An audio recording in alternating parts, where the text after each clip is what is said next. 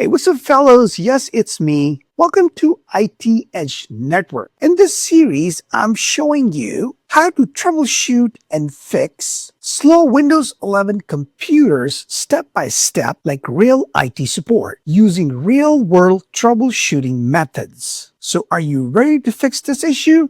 Let's dig. Hey, what's up, fellow? Welcome to IT Edge Network. And let's take a look at this ticket. It's submitted by Tracy Mitchell, and it says, "My computer is slow and application keep freezing." Right? Whenever there's a application freezing, opening slow, page swapping, tabs opening slow, things like that, most likely it's a memory related issue. So step number one, we need to understand the problem, right? RAM stand for random access memory. This is the temporary working memory Windows use to run applications, basically. And when memory usage gets too high, the system can slow down dramatically. So you notice like freezing, lagging, slow multitasking, right? Or applications becoming unresponsive. These are all signs of memory issue. So step number two, let's try the memory usage, how much is being used. So we're here in the task manager, and let's if memory usage is extremely high consistently, that's your clue, right? In our case, it's showing 44, which is not bad, but let me just show you a picture real quick, and maybe you'll have a better idea. Like this guy right here, see, look at the memory column, it shows 98%. That's a lot of memory, guys. That's a lot of memory being used. So that gives you a clue, like something's wrong, right? Something's wrong. So we need to get to the bottom of this and figure it out. So step number three, we need to identify what is using the memory. So right now we isolate the cause. Remember, we don't guess, we isolate. Look for applications consuming large amount of memory, right? What are those applications? Let me just give you a quick example which applications are usually um, eating up the memory, right? So let me just give it right here. So browser is one of them, right? Always, it takes, like for example, Google Chrome.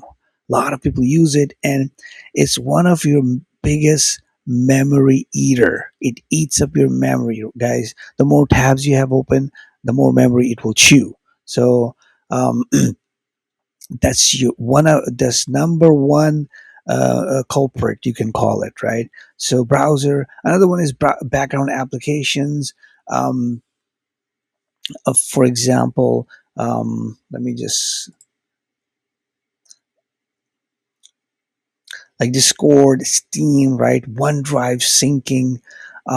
You have Adobe applications running, and antivirus scan. These are all your clues, right? These are they quietly run in the background, but they consume a lot of memory. So when you come in here in your task manager, look for these applications here, and it will tell you. Let me just go here real quick. And yeah, in the processes it'll show you which one is showing up. Like in my case, you can see right away the Chrome is taking most of my memory, right? Almost 2 GB. If you look at, just double click and it tells you which one. And yeah, in my case it's Chrome, and the next one is Microsoft Clipchamp. So I'm using those two applications right now, and they're eating up a lot of memory. So video editing softwares, communication applications like Zoom, WebEx, like video heavy applications, or multiple programs running at the same time. They can all chew up your memory. So you have to just find out and then kill them, right?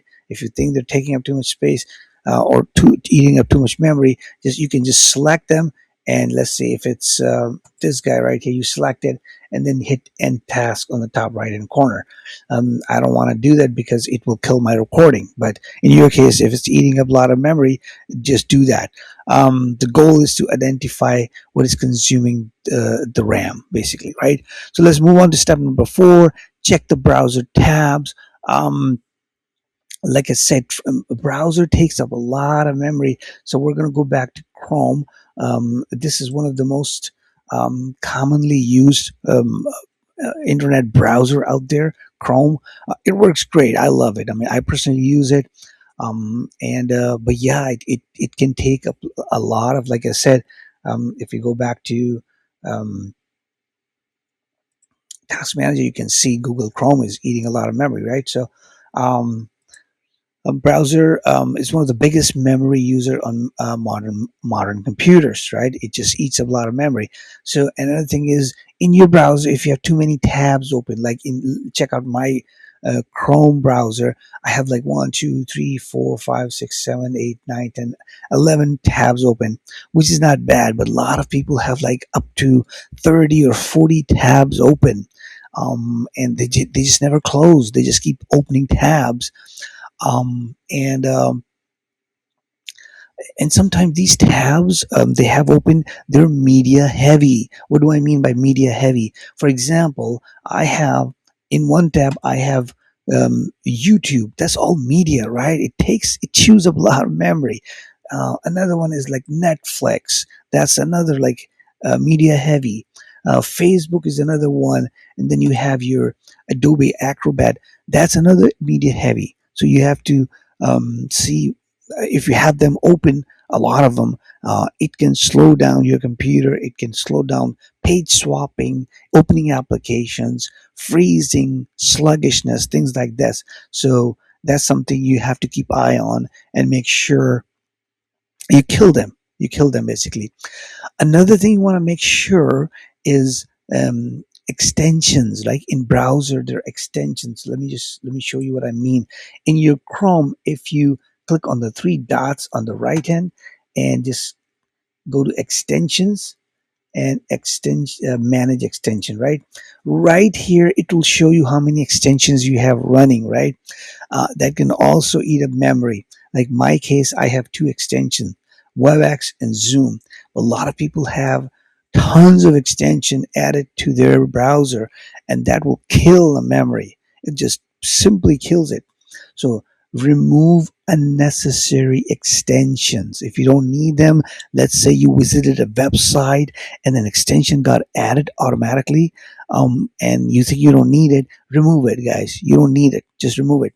Um, so yeah, that's another thing you want to keep eye on, extensions. They can kill your memory usage. Step number 5, check background applications. Like I mentioned right here, streaming, right? OneDrive is another one. Sometimes if your internet connection is slow or whatnot, or if it's just you're uploading or downloading too much data or syncing too much data, OneDrive can chew up a lot of memory as well. Now Adobe applications, they're all they're media heavy. Like I said, they can eat up a lot of memory. Antivirus is another one. It's running in the background sometimes, and it chews up memory. So that's another one you want to keep eye on. Um, so yeah, background applications can continue consuming memory even when not actively being used. That's what I mean, basically. Um, so what happens is a lot of users think that if I just close the window, um, it will fully stop the application, but it won't. You have to go and kill it in the task manager manually. Like you go in here, and then manually select the application and end task. Unless you don't do that, it will still be running in the background. So yeah, but many programs just they continue to run silently in the background. Um, Another one like step 6 is good old restart your computer, right? Click on start right here on, and then right click and then restart, right? Just restart, and you will notice restart can temporarily clear memory usage, and it closes stuck application or processes running in the background.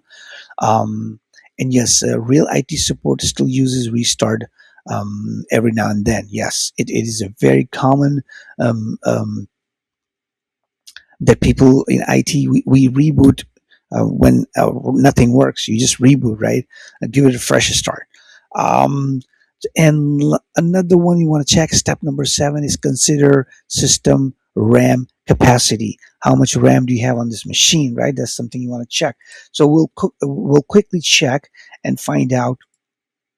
Right click on your start, and then go to system, and right there it will tell you how much memory you got. See, this is a processor, and install RAM. I have 32 GB. This is a standard right now, guys. More the merrier.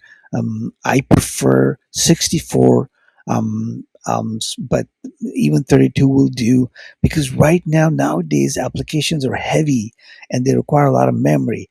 So if you guys have like 16, yeah, that's not enough. It is not enough. You have to have at least 32, 64 GB preferred, right? 64 preferred. So if you can do that, you're in good shape. So yeah, those are the things you want to check. Um, think like IT, right? This is how real IT support approaches high memory usage issues, and we ask like, what application is using the RAM? Is it the browser, background software? Are too many programs open? Or limited memory, things like that, right? We isolate the root cause step by step, not randomly apply fixes. That's the thing we want to always make sure. So yeah, those steps, one of you need to take if you're seeing high memory usage, high memory usage problem. Those are the steps you need to take. Now let's go back to our solution, and see here. So I'm just going to copy and paste that in the ticket, um, so we can put the solution and close the ticket. So let's go back in here, and this is our ticket. So I'm just going to paste it right here. So we checked task manager, we identified applications using memory, we reviewed browser tabs and background applications, right?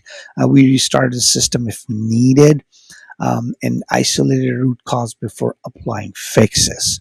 Those are things we tried. Like an IT professional, make sure you always have a ticket. Always have a ticket, guys. You can track it.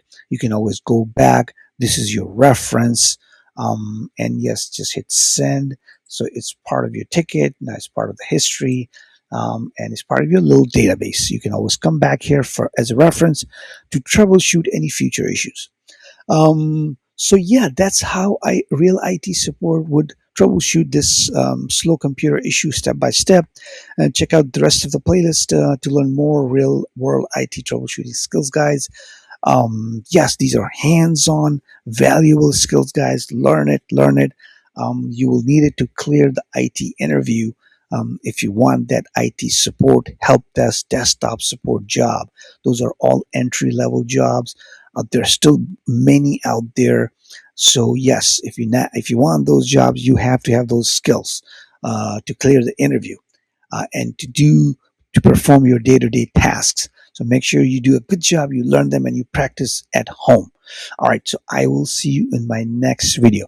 Take care. Bye bye. And that's exactly how an IT support would diagnose and fix slow computer issues in a real world. If you want to learn the real world IT troubleshooting skills, make sure you like and subscribe and check out the rest of the playlist. I'll see you in my next video.